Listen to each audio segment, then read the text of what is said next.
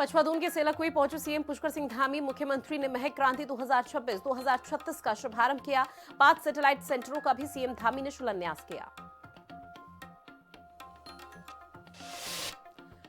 देहरादून में आईएमए में हुई पासिंग आउट परेड। 525 कैडेट्स को दिया गया कमीशन, जहां 14 मित्र देशों के 34 विदेशी अधिकारी कैडेट्स भी पास आउट। हर की पौड़ी के पास वन भूमि पर बनी दरगाह को नोटिस, 15 दिन में दस्तावेज नहीं दिखाए तो चलेगा अब बुलडोजर। टिहरी के मुनी के रेती क्षेत्र में हुए नितिन देव हत्याकांड का खुलासा हुआ। सुपारी किलर विकी यादव गिरफ्तार। पुलिस और एसओजी की टीम ने किया गिरफ्तार।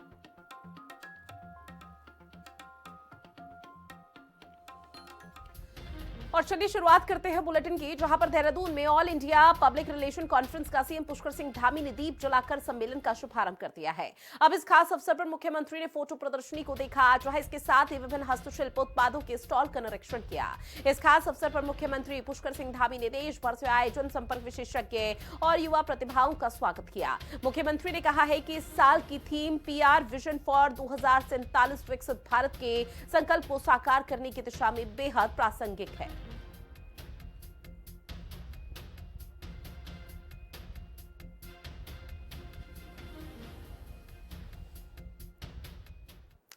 वहीं देहरादून में भारतीय सैन्य अकादमी में पासिंग आउट परेड का आयोजन किया गया, जहां आपको बता दें कि पीओपी में 525 अधिकारी कैडेट्स को कमीशन प्रदान किया गया। थल सेना प्रमुख जनरल उपेंद्र द्विवेदी ने भी परेड का निरीक्षण किया और सफलतापूर्वक प्रशिक्षण पूर्ण करने वाले कैडेट्स को बधाई दी है।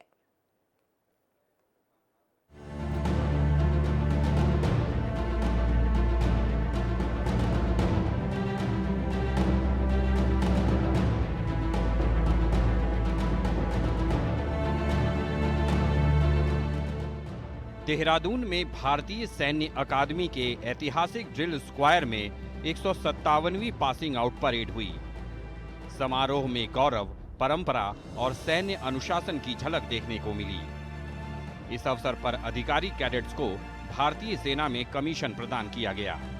थल सेना प्रमुख जनरल उपेंद्र द्विवेदी ने परेड की सलामी ली और सफलतापूर्वक प्रशिक्षण पूरा करने वाले कैडेट्स को बधाई दी।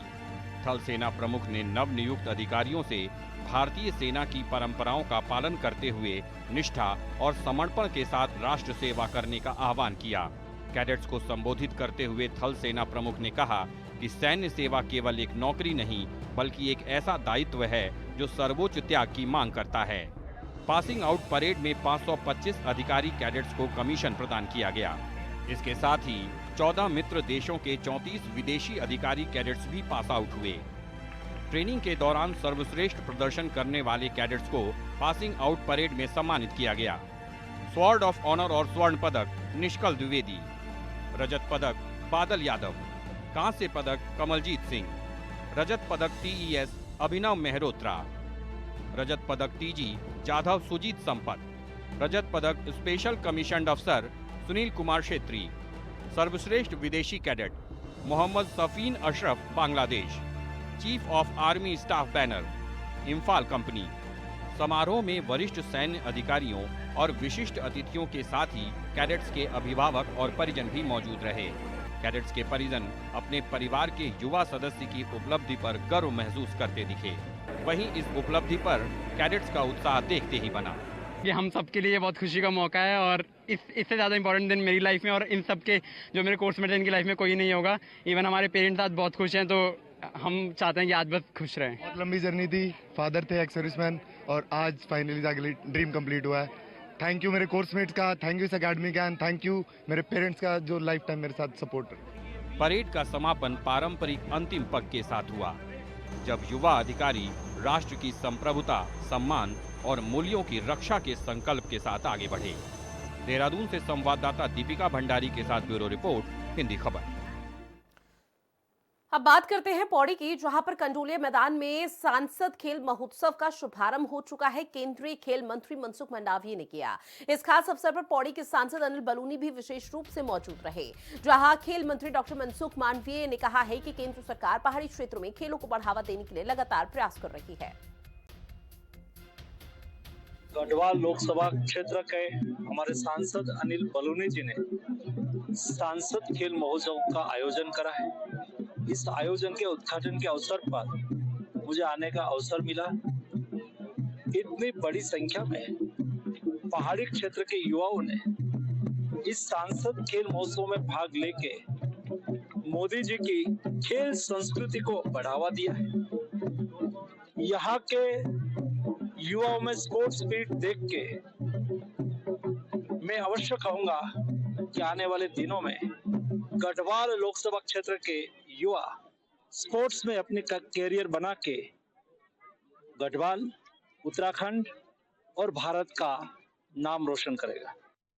सांसद खेल महोत्सव को प्रारंभ किया है और हमें पूरा विश्वास है कि जब हम इसका समारोह करेंगे तब बड़ी संख्या में हमारे पास ऐसे युवाओं की सूची होगी जिनमें प्रतिभा है, जो देश और विदेश में गढ़वाल का नाम जाके रोशन कर सकेंगे, जो खेलों में और आगे बढ़ सकेंगे। हम ऐसे लोगों को चिन्हित करेंगे, उनकी ट्रेनिंग, उनके लिए जो जो संसाधनों की आवश्यकता है वह सब किया जाएगा। मैंने बहुत सारी मांगे माननीय मंत्री जी के सामने रखी हैं। ओली के जो स्कीइंग और वहाँ के स्नो स्पोर्ट्स के, आइस स्पोर्ट्स के बारे में उन्होंने इसमें सहमति दी है और पौड़ी में और बहुत सारे हम लोग अधिष्ठानों की शुरुआत करने की तैयारी करेंगे। और आने वाले समय में गढ़वाल लोकसभा जिस प्रकार से देश के अंदर आगे भी प्रतिनिधित्व करेगा खेलों में। बात अगली खबर की, जहां 2027 के विधानसभा चुनाव की तैयारियों के बीच देहरादून की धर्मपुर सीट समेत कई ऐसी सीटें हैं जहां कांग्रेस की भीतर चर्चा का केंद्र बनी हुई है। कई नेताओं की दावेदारी के चलते अंतर्कलह की स्थिति सामने आ रही है। अब इन अटकलों पर कांग्रेस के वरिष्ठ नेता नवीन जोशी ने सफाई दे दी है। उन्होंने कहा है कि कांग्रेस संगठन पूरी मजबूती से चुनाव की तैयारी में जुटा हुआ है। टिकट को लेकर अंतिम फैसला आलाकमान करेगा, जिसे उम्मीदवार बनाया जाएगा। पार्टी उसके साथ एकजुट होकर चुनाव लड़ेगी। राज्य भर की जो हमारी विधानसभाएं हैं वहाँ पर हमारे पास मजबूत लोग हैं।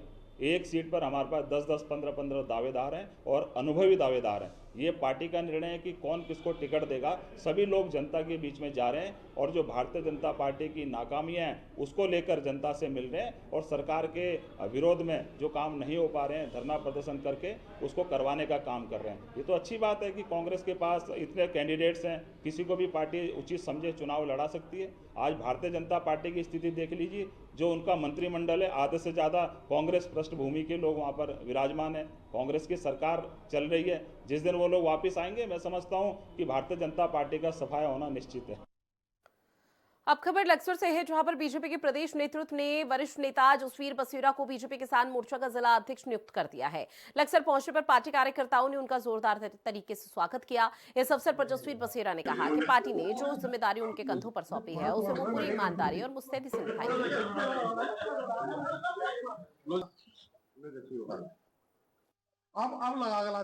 हमारे लिए बड़े हर्ष का विषय है पूरे क्षेत्र के लिए। आज जो पार्टी ने हम पर विश्वास किया है, हमें जिम्मेदारी सौंपी है भारतीय जनता पार्टी के किसान मोर्चा की, उसको हम बखूबी निभाएंगे और बड़ी जिम्मेदारी से, बड़ी ईमानदारी से उसको निभाने का प्रयास करेंगे। कहीं कोई गलती ना हो ऐसा भी प्रयास करेंगे। और पूरे समस्त जिला नेतृत्व का, पूरे समस्त प्रदेश नेतृत्व का आभार, हृदय से आभार करते हैं। पूरे क्षेत्र की तरफ से सबका आभार करते हैं। धन्यवाद। अपने जिले के और प्रदेश के नेतृत्व को भी हार्दिक धन्यवाद देना चाहूंगा कि उन्होंने इतनी बड़ी जिम्मेदारी हमारे जसवीर भाई को, हमारे लक्सर नगर को और हमारी विधानसभा लक्सर को जो जिम्मेदारी दी गई है किसान मोर्चे की जिला अध्यक्ष के रूप में, वो बखूबी इस जिम्मेदारी को निभाएंगे और सभी कार्यकर्ताओं को साथ लेकर किसानों से जुड़ी हुई जो भी समस्याएं हैं उनका हल, चाहे जिले में हो या प्रदेश में हो, चाहे मुख्यमंत्री तक ले जाना पड़े, वो उसको ले जाने का कार्य करेंगे। और इसी के साथ मैं इनको दोबारा से शुभकामनाएं देना चाहता हूं। देखिए, ये लक्सर क्षेत्र के लिए बहुत ही हर्ष का विषय है कि एक धरातल से जुड़े हुए कार्यकर्ता को, जिनकी इस क्षेत्र में अत्यधिक पहचान है, जो मोंटफोर्ट अपना स्कूल है उसके मैनेजर हैं और इस क्षेत्र की समस्त जनता भाई जसवीर सिंह जी से परिचित है। और मेरी आशा और पूर्ण विश्वास है कि किसानों की समस्या इस क्षेत्र की जो भी होगी उसके लिए हमारे जसवीर भाई संघर्ष करेंगे। और मैं कहना चाहूंगा कि जो हमारा प्रदेश नेतृत्व है और जिला नेतृत्व है, उन्होंने जसवीर भाई जैसे कार्यकर्ता को ये दायित्व सौंपा है, उसके लिए हम सभी कार्यकर्ता बारंबार प्रदेश नेतृत्व का, जिला नेतृत्व का धन्यवाद करते हैं। देखिए, बड़े हर्ष का विषय है कि एक जमीनी स्तर से जुड़े हुए कार्यकर्ता को भारतीय जनता पार्टी जैसे विश्व के सबसे बड़े राजनीतिक संगठन के द्वारा जिम्मेदारी सौंपी जाती है, तो वह अपने आप में गर्व का विषय है। और हम प्रदेश नेतृत्व और जिला नेतृत्व का धन्यवाद करते हैं कि हमारे बड़े भाई जसवीर जी को आपने जो जिम्मेदारी सौंपी है, वो उस पर बखूबी कार्य करने का काम करेंगे और प्रत्येक कार्यकर्ता को सम्मान के साथ साथ लेकर संगठन को मजबूती देने का कार्य करेंगे। जो हमारे आगामी चुनावी रणनीति होगी, उसे धरातल पर उतार कर संगठन को मजबूत करने का कार्य अपने यशवीर भाई साहब करेंगे। अब बात करेंगे अगली खबर की, जो कानपुर के छोटे से गांव महेशरा से निकलकर अमर हुंडल और गुरजीत हुंडल पंजाबी फिल्म इंडस्ट्री में अपनी अलग पहचान आज बना रहे हैं। जहां अमर हुंडल कई पंजाबी फिल्मों का निर्देशन कर चुके हैं, जबकि उनके भाई गुरजीत हुंडल भी एक सफल फिल्म एडिटर हैं। दोनों की फिल्म सरदार 3 काफी चर्चा और विवादों में भी रही, जहां फिल्म में पाकिस्तानी हीरोइन होने के कारण ये भारत में रिलीज नहीं हो सकी, लेकिन विदेशों में फिल्म को अच्छी खासी शोहरत मिली है। जहां हुंडल ब्रदर्स के निर्देशन में बनी 3 नई फिल्में जल्द ही अब पर्दे पर आने वाली है। खानपुर क्षेत्र के छोटे से गांव से निकल करके पंजाब फिल्म इंडस्ट्री में धूम मचाने वाले अमर हुंडल व गुरजीत हुंडल दोनों भाई हैं, आज हमारे साथ हैं। एक एडिटर है तो दूसरा डायरेक्टर है। बात कर लेते हैं इस बार किन किन प्रोजेक्टों पर काम चल रहा है और उनकी अपकमिंग फिल्में कितनी हैं और अब तक कितनी फिल्मों में काम किया है। हमारी अभी तक 5 फिल्में आ चुकी हैं और एक फिल्म है जो अभी हमारा शूट चल रहा है, तो वो नेक्स्ट ईयर 7वें महीने में आएगी। तो 2 फिल्में और लाइनअप इसके अलावा जो हम एज ए मेरी टीम ही कर रही है साथ में, तो हमारे अपकमिंग 3 प्रोजेक्ट अभी आने वाले हैं। अभी तक जो आपने फिल्में बनाई हैं, जो फिल्म आपने डायरेक्ट की है, उनमें ट्रू स्टोरी है या फिर आज का कल्चर या आज का जो परिवेश, जो किस परिवेश पर आप बना रहे हैं? नहीं, एक ही फिल्म थी बीपी रजनी, वो ट्रू इवेंट पे थी। बाकी जो फिल्में हैं वो सारी फिक्शन है, वो सारी फिक्शन फिल्में हैं, मतलब एंटरटेनमेंट के देखते हुए बनाई गई हैं। तो बाकी ट्रू नहीं थी, सिर्फ एक ट्रू स्टोरी थी। हाँ जी। अभी अपकमिंग फिल्म कितनी है? अभी 3 फिल्में आ रही हैं हमारी। एक आ रही है दस्तार, एक आ रही है मिट्टी दे पुत और एक आ रही है बग्गो। ये हमारी 3 फिल्में पंजाबी फिल्में तीनों। पंजाब के मुख्यमंत्री नशा उन्मूलन अभियान चला रहे हैं, यानी एक तरह से मैं देख रहा था उनके काफ़ी ऐड भी आ रहे हैं, उसे लेकर के क्या अभी आने वाले दिनों में कोई इस तरह की मूवी भी अभी आप तैयारी कर रहे हैं कोई नशे को लेकर? अभी नशे को लेके तो नहीं है, पर मेरा मन है कि ऐसी फिल्में बनाई जाए। अभी हमें कोई वैसी स्टोरी नहीं मिल रही है कि जिस पे हम एक अच्छी स्टोरी बना पाएँ। जैसी स्टोरी मिलेगी तो हमारी पूरी टीम की कोशिश है कि हम उस पर फिल्म बनाएं। गुरजीत, आप एडिटर भी हैं, आपने कई स्टोरियों को एडिट किया अपने हिसाब से, उसे छोटा बड़ा करने का हुनर आप में है। तो अभी क्या लगता है आपको कि किस तरह की फिल्में, किस तरह की स्टोरी और आनी चाहिए जो समाज को नई दिशा दे, देश राष्ट्र, यानी कि जिसमें सब कुछ मसाला मिले दर्शकों? जैसे आपने बोला कि नशे के ऊपर मूवी आनी चाहिए, बिल्कुल सही है कि नशे के ऊपर मूवी आनी चाहिए। हमें यूथ को मैसेज देना चाहिए कि नशे से दूर रहें।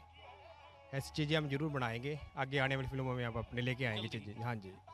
जैसे आप उत्तराखंड से बिलोंग करते हैं, आपके फादर्स फार्मर हैं और छोटा मतलब रेस्टोरेंट का भी कारोबार आपका है, तो इधर भी कुछ सोचा कि भाई उत्तराखंड की पृष्ठभूमि पे कुछ यहाँ के बारे में, कुछ फिल्मों के बारे में कुछ या कुछ और करने जा रहे हैं? हाँ जी, जरूर करेंगे। आने वाले टाइम में हम जरूर उत्तराखंड के ऊपर जरूर फिल्म बनाएंगे। मिट्टी दे पुत, उसके कुछ सीन हम यहाँ पे सोच रहे हैं कि हम हरिद्वार में कुछ प्लान करें। तो अभी हमारी प्लानिंग चल रही है कि वैसी लोकेशनें, वैसी चीज़ें यहाँ पे मिलेंगी तो हम जरूर यहाँ पे शूट करेंगे, उत्तराखंड में शूट करेंगे। देखने वाली बात है कि आने वाले दिनों में ये दोनों भाई और क्या क्या गुल खिलाते हैं। जसवीर सिंह, हिंदी खबर, लक्सर। अब चलिए बात करते हैं अगली खबर की, जहां गन्ना विकास केंद्र काशीपुर और गन्ना विकास विभाग डोईवाला के सहयोग से माजरी ग्रांट डोईवाला में गन्ना किसान गोष्ठी का आयोजन किया गया, जहां गोष्ठी में किसानों को नवीन तकनीकों के माध्यम से गन्ने का बेहतर उत्पादन प्राप्त करने की जानकारी दी गई। वहीं गन्ना विकास और अनुसंधान केंद्र काशीपुर के वैज्ञानिक प्रमोद कुमार सिंह ने आधुनिक तकनीक अपनाने पर फोकस किया। हमारा बसंतकालीन गन्ना बोए का सीजन जो है प्रारंभ होने वाला है। ये डोईवाला और देहरादून क्षेत्र में हमारा किसान बसंतकालीन गन्ना जो फरवरी मार्च में बोया जाता है, अधिकतर यही इसी की बुआई करते हैं। तो विभाग का प्रयास है कि किसानों के बीच में हमारे वैज्ञानिकगण जाए और किसानों को जो है बुआई से संबंधित जानकारी उपलब्ध कराएं। तो इसी कड़ी में जो है गन्ना किसान संस्थान एवं प्रशिक्षण केंद्र काशीपुर द्वारा जो एक गोष्ठी का आयोजन हमारे माजरी घाट में किया गया। इस गोष्ठी में काशीपुर से आए वैज्ञानिक हमारे डॉक्टर प्रमोद कुमार जी द्वारा जो है किसानों को गन्ने की उन्नत प्रगतिशील प्रजाति जो कौन कौन सी प्रजाति अब आने वाली हैं, या जो है कौन कौन सी प्रजाति का बीज इस समय काशीपुर में उपलब्ध है, कौन सा मिल सकता है, या जो किसान कहाँ से बीज उपलब्ध कर सकता है, प्राप्त कर सकता है, इसके बारे में जानकारी दी गई। किसानों के लिए गन्ना गोष्ठी का आयोजन किया गया और पन्नागर विश्वविद्यालय से मैं डॉक्टर सिद्धार्थ कश्यप, वैज्ञानिक अधिकारी, गन्ना प्रजनन पे हमने वार्तालाप किया और किसानों को नई नवीन प्रजातियों के अतिरिक्त हमने गन्ने में लगने वाले विभिन्न कीट और बीमारियों के बारे में भी अवगत कराया। हमने किसानों को जो प्रजाति हमारे गन्ना किसान को 0238 बो रहे हैं और भी जो नवीन प्रजाति हैं के बारे में विधिवत जानकारी दी।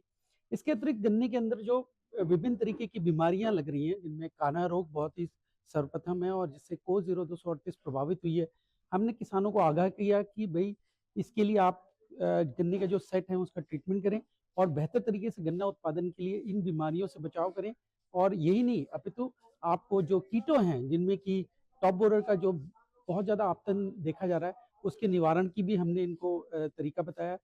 हमारे माजरी ग्रांट क्षेत्र में डॉक्टर सिद्धार्थ और डॉक्टर प्रमोद जी आए हुए थे, जिन्होंने कि हमें गन्ना बुआई के बारे में बहुत कुछ ऐसी नई जानकारियां दी हैं जो कि हमें नहीं मालूम था। यहाँ पर असल में हम पुराने टाइम से गन्ना एक ही तरीके से बोते आ रहे हैं कि नर्सरी बनाई और गन्ना बो दिया, लेकिन आज इन लोगों ने हमें बहुत अच्छे ढंग से और बहुत अच्छे तरीके से ये बताया कि गन्ने को कैसे उसकी बुआई की जानी चाहिए और कैसे हम सही पैदावार उससे ले सकें। इसी के साथ में डॉक्टर सिद्धार्थ जी आए हुए थे, जिन्होंने कि हमें दवाइयों के छिड़काव के बारे में बताया कि दवाई हम खेत में न डालकर गन्ने की पत्तियों के ऊपर दवाई डालें, जिससे कि वो गन्ने को अच्छा असर करे।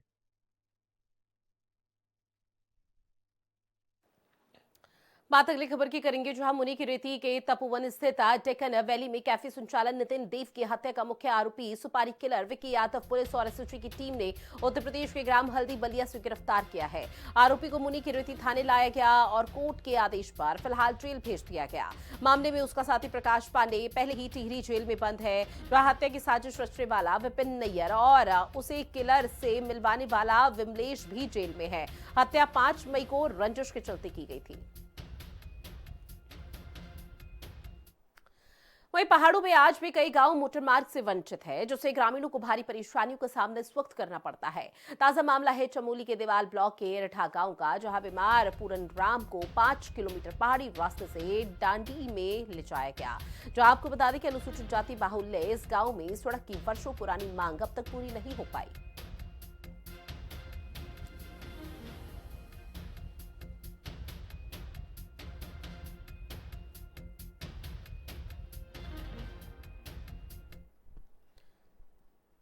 अब बात करेंगे चंपावत की, जहां जिले के बाराकोट ब्लॉक की ग्राम सभा चुएरानी के धरगड़ा तोप में दहशत का कारण बने आदमखोर गुलदार को वन विभाग की टीम ने ट्रैंकुलाइज कर पिंजरे में कैद कर लिया है।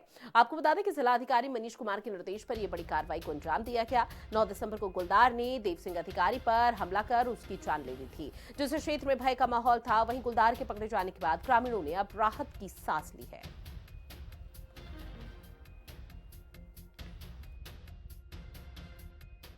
कल वन विभाग द्वारा बाराकोट और उधमडुंगा के बीच में एक गुलदार को पकड़ा गया है, लेकिन ठीक है, उसके लिए वो वन विभाग की पूरी टीम को मैं धन्यवाद देता हूं।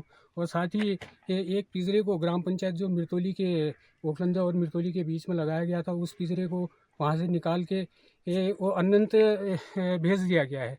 लेकिन कल उसके बाद जब हम लोग शाम को जा रहे थे, बाराकोट से मिर्तोली की ओर जा रहे थे, मुख्य सड़क से लगभग 20 मीटर नीचे गुलदार दिखाई दिया। हम लोगों ने वहाँ पे देखा, लेकिन हो हल्ला करने के बाद फिर उसके बाद गुलदार भाग गया।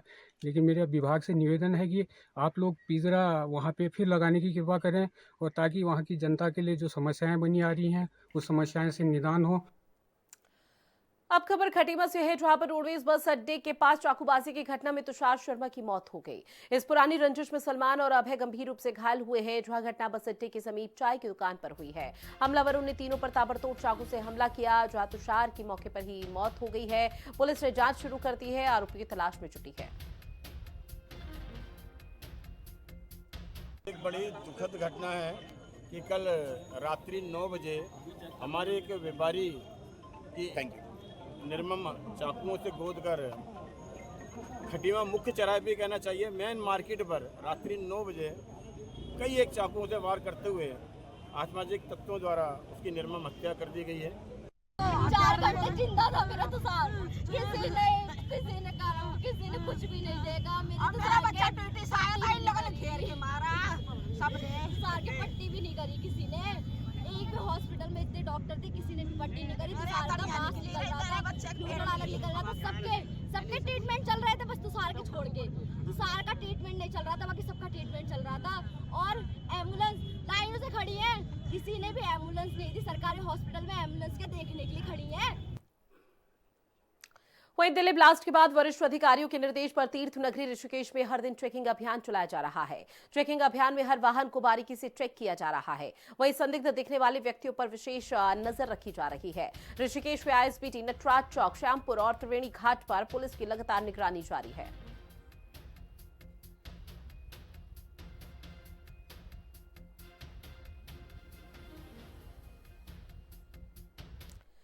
वहीं कड़ाके की ठंड और शीतलहर को देखते हुए टिहरी में प्रशासन ने अलाव की व्यवस्था कर दी है, जहां नई टिहरी, चंबा, घनसाली, चमियाला और धनौल्टी समेत कई ऊंचाई वाले क्षेत्रों में शीतलहर शुरू हो चुकी है।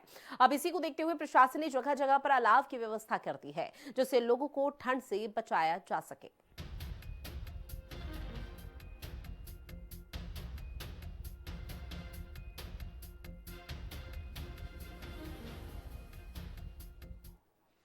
अब बात अगली खबर की करेंगे, जो आपको बताते चले कि हाईकोर्ट बार एसोसिएशन के चुनाव 15 दिसंबर को होने वाले हैं।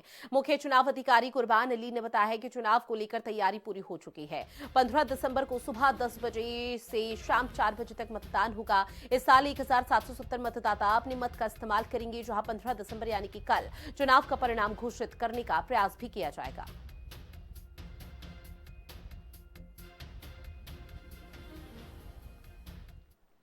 वोट होना है। सुबह 10 बजे से वोटिंग स्टार्ट होगी और शाम 4 बजे तक वोटिंग चलेगी।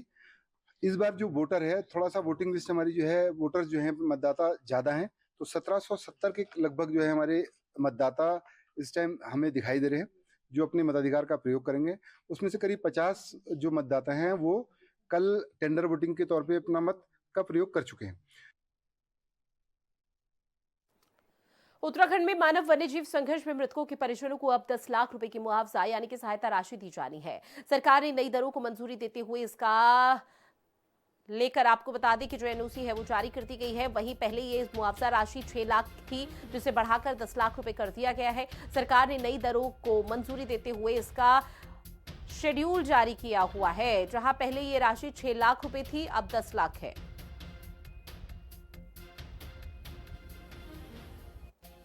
हम लोगों ने बहुत महत्वपूर्ण ऐतिहासिक निर्णय लिए। हमारी जब सरकार बनी तो मानव वन्यजीव संघर्ष में 4 लाख का प्रावधान था। विगत वर्ष हमने उसको 6 लाख किया और इस वर्ष हमने उसको 10 लाख कर दिया, और पहली बार। उसके अलावा उसमें प्राविधान है आंशिक रूप से घायल या गंभीर घायलों को भी मुआवजे का प्राविधान था। हमने निर्णय लिया है कि जितना खर्चा इलाज पे आएगा वो सरकार वहन करेगी। वहीं उत्तराखंड के हरिद्वार में अवैध अतिक्रमण के खिलाफ प्रशासन और वन विभाग ने कड़ा रुख अपनाया है, जहां वन विभाग ने हर के पौड़ी से न केवल आधे किलोमीटर की दूरी पर बनी अवैध दरगाह पर बड़ी कार्रवाई की है, तो वहीं राजाजी नेशनल पार्क की संरक्षित वन भूमि पर खड़ी हजरत सैयद सुल्तान शाह दरगाह पर भी विभाग ने नोटिस चस्पा कर दिया है। नोटिस में भूमि पर स्वामित्व अधिकार या फिर निर्माण से जुड़े वैध दस्तावेजों को 15 दिनों के भीतर ही हरिद्वार रेंज कार्यालय में पेश करने की बात कही।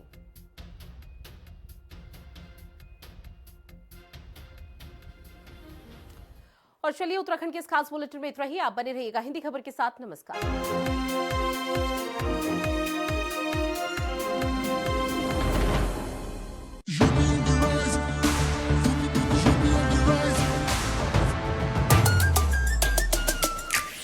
on the rise, सुन ले आसमां, डबल इंजन का ये मिशन महान। 2047 तक हम न रुकेंगे, 6 ट्रिलियन का ड्रीम पूरा करेंगे। मथुरा की गलियों में गूंजे है राधा, अयोध्या में दूर हुई मंदिर की बाधा, काशी प्रयागराज की गोल्डन चमक, यूपी सरकार की गूंजे धमक। सड़कों पर फर्राटा फिक्रलेस बिल्कुल बिंदास, एक्सप्रेस वे पर साए साए पूरा विश्वास। विकसित यूपी की बढ़ गई प्यास, 2047 का ये विजन बहुत खास। माफिया का दी एंड, फियर गॉन, योगी राज में लॉ एंड ऑर्डर हुआ स्ट्रॉन्ग। बेखौफ घूमे जनता,